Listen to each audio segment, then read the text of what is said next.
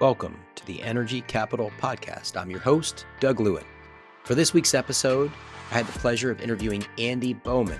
Andy has been developing renewable energy projects around the U.S. for 25 years, which puts him back to the 1990s and some of the earliest wind projects in Texas. And while he's developed all over the U.S., he says ERCOT and Texas are his favorite place to develop, and we got into why. In 2021, Andy wrote a book, The West Texas Power Plant That Saved the World, published by Texas Tech University Press. A revised and expanded edition came out just a few months ago, and I highly recommend it.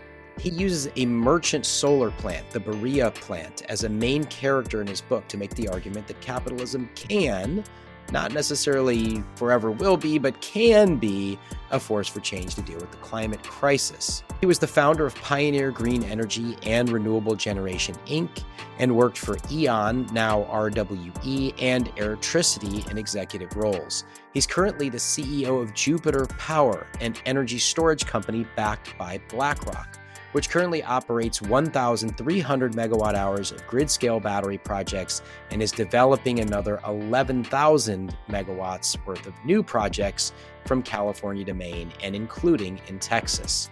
Andy also teaches a class at the University of Texas Law School called Climate Change and Entrepreneurialism. I loved his book and I highly recommend it. It's an eloquent, well-researched, and passionate appeal to really deal with, to really face the climate crisis head on.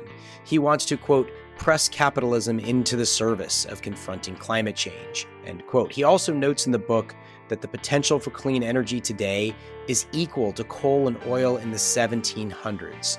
We're at the start of a new age of energy, and we talked about what that will mean.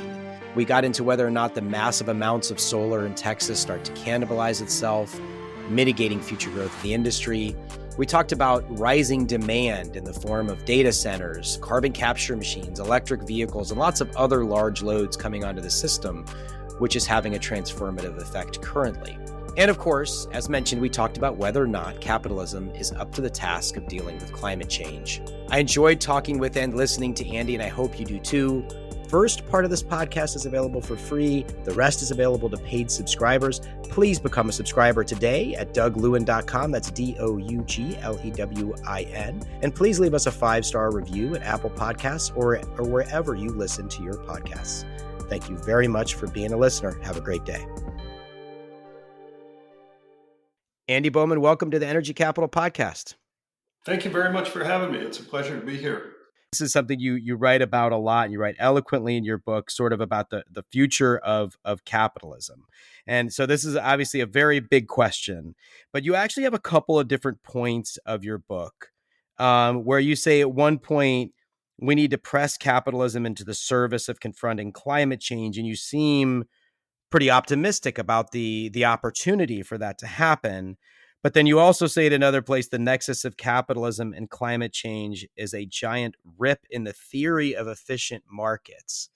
I mean, those aren't like mutually exclusive statements. You could still be optimistic, but I'm curious how you think about that, and if your thinking around that has evolved. Do you think, what do you think about capitalism's role in solving this at this point, and has it changed at all since you wrote the book? Yeah, it's a little awkward to be saying that capitalism can and should be really helpful in addressing climate change, when obviously anybody that looks at the issue will make the assertion that it caused the thing. If you really look through economic history, it's the pairing of this new conception about how to drive human behavior in a productive way that occurred in the early 1700s with the discovery of fossil fuels. I mean, they really happened right in hand, and they have just gained momentum and spread to everywhere around the world. So I totally get that, and I understand that it's awkward then to say that it needs to be our biggest defense against the changes that it's brought into the climate and into all of our affairs. But I put it this way: if you sat down and tried to come up with a way that one species, our species, could affect the quadrillion of tons that make up the atmosphere, if that we could determinatively change the nature of this planet. If you just said, how can I organize the affairs of this one species on this planet to achieve that result?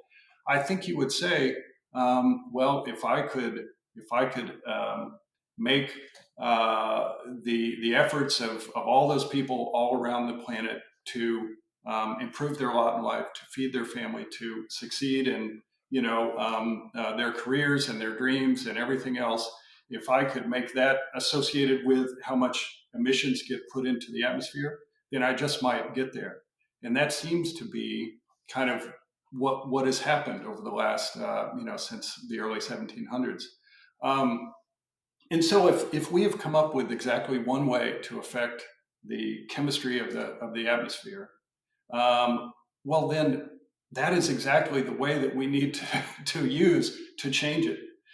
And so I really think, as counterintuitive as it sounds, it is absolutely the right path to take this one tool that we've developed to change the chemistry of the planet and these important ecosystems, and turn it around. And in the ways that we were talking about, driving direct air capture, desalination, I mean, all of the things that are going to be needed to be done to adapt and mitigate to all these changes, we absolutely can find ways to make that happen. Yeah, there's one of my favorite books in the world is by Ryan Holiday called "The Obstacles Away." It's about stoicism, and it's this very thing you're talking about. That's sort of like what stands in the way to progress is the way to progress. And while capitalism has not delivered what we need it to deliver as far as reducing emissions, there is the potential that it could. And I don't think anybody could argue that capitalism hasn't been an incredibly powerful force, right? People might are definitely on different Yeah, sides of which side, but the question is it possible to kind of turn that and move it in a direction that is actually reducing emissions and increasing the long-term health and wealth of everybody on the planet. And that's another thing that I think really has to be focused on is how do we make sure that if that happens, that the energy transition that is happening and that is necessary to happen is inclusive of the widest number of people. And I find it really striking in the International Energy Agency's path to net zero, the IEA's net zero report. They have just a striking, well, we can link to this in the show notes. There's a graph in there that they show if we were to be on the path to net zero by 2050, just by the end of this decade, we could reduce to zero the number of people around the world. I think you put this in your book too, didn't you? That like you could reduce to zero the number of people in the world that are without that lack access to yeah, electricity. It's hard to imagine in 2024 anybody lacks electricity, but roughly 800 million people around the world do. yeah, So again, could capitalism, like you could say, well, central planning will solve that, but it's hard to no, imagine a centrally planned system that actually solves the problem of the yeah. poorest 10% of people on the planet. Yeah, yeah. I think one of the this question about, is a market solution going to be better and more effective than kind of a centrally planned solution? One of my favorite books about this topic is called Freedom's Forge. It's a book that was written about the kind of business side of World War II and the history in particular of how Roosevelt managed the munitions and the industrial response, to all the supplies that were needed for World War II. And the book does an incredible job of very vividly. It's really just kind of a joy to read, from for any reason, but the story that it tells about how at great cost there were so many calls for Roosevelt to manage the war equipment effort from a centrally planned kind of a czar point of view. Ford Motor Company, you produce this, you produce that. And Roosevelt ended up resisting that and followed some excellent advice that he got from some of the advisors that he brought on, to take a totally different approach, which was to just set the market and work very collaboratively with a variety of giant industrials, to get the market moving to deliver all of that equipment. You can put that in direct contrast to the experience also described in the book of other powers, particularly some of the Axis powers that took the command and control, the central, this corporation, this factory produced this, vastly inferior approach, much less productive in terms of reaching all of their goals. I think it speaks volumes to how incredibly prolific this country was and can be when it's really focused on a goal, and how incredibly beneficial all of the things that war effort did, not just of course in winning the war for ourselves and our allies, but also in producing the prosperity that we went into the late 40s and 1950s with, that created the large middle class that we've had. It is my favorite book about climate change. I don't think the words climate change appear in the entire book, but it's really an extraordinary story, and I think has big lessons for us that go to my thinking as I've described it here in the book about what the most effective way to get the kinds of things done that we need to get done is. Fascinating. So, a couple other things I want to pull in from the book. You talk about a carbon budget.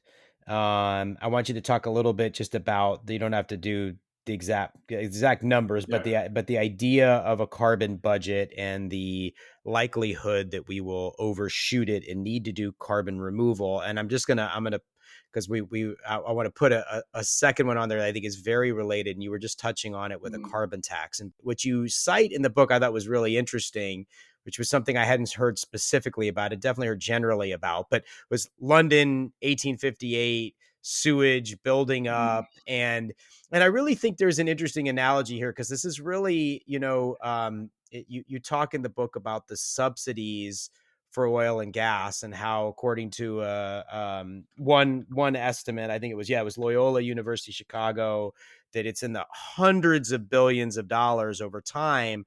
But perhaps the biggest subsidy of all is fossil fuels and whatever their forms, just being able to dump their trash, as it were, into the atmosphere, tons and tons, gigatons of trash, and not have to pay any cleanup fee. Right. And so if you're in London in 1858, there's sewage everywhere, and they had to kind of come together and design infrastructure in order to actually create a sewer system and clean that up.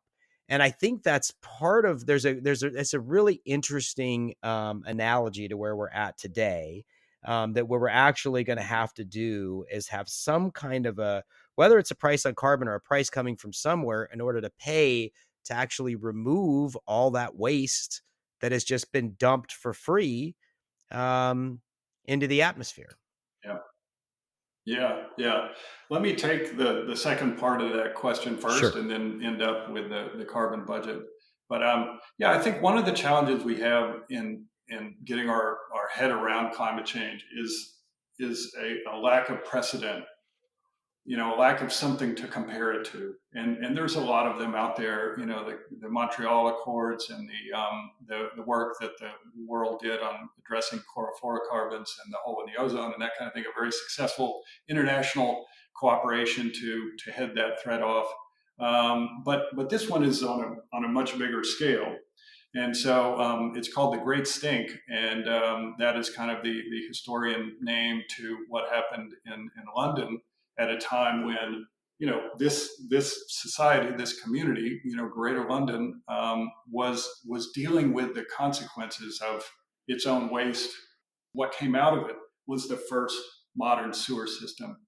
And of course, that was immediately, put across to Paris and Chicago and New York and, everyone. That's the system that we have today. But it's a great little precedent for what do we do when we have this pattern of problem where our own waste is creating a really kind of an existential disease that came out of the unhealthy conditions there was unbelievable. In some ways, climate is kind of similar, and so what can we do? We're going to have to. If you look at the carbon budget, the concept of the carbon budget is how much more emissions can we put into the atmosphere before we're starting to experience what scientists seem to agree is the point at which we're going to have really serious consequences locked in. That point has been agreed at about 2 degrees Celsius of heating. And, it's a kind of an inexact science, and it's a very dynamic picture. And so there are all kinds of different looks at how exactly the carbon budget will be spent. But most of them agree that we will be seeing, 2 degrees Celsius locked in a much shorter time frame than what had been expected. Something on the order of, plus or minus 10 years, maybe 5 to 15, somewhere in there. And of course, it all depends on how quickly we turn the ship and start reducing emissions, and that if we start doing that. But if we can't mitigate our emissions, and if we can't find some way to take them out of the atmosphere, and that's what direct capture is all about, which there's so much work going on, but we have really not come up with a way to do that at scale, particularly a way to do it at scale that doesn't require so much electricity to make it happen that it actually, is a net reduction in the emissions. And so again, a big increase in the supply of clean energy would be really helpful there. But it's a great instance, the big stink, and there's a couple wonderful books about it, and I think it's a great kind of instance in history to look at in comparison to the problems. It's a great comparison. I think it's a really brilliant analogy. I think that one of the main differences we have there is obviously it was the big stink. It smelled really bad. People got sick, as you describe in the book.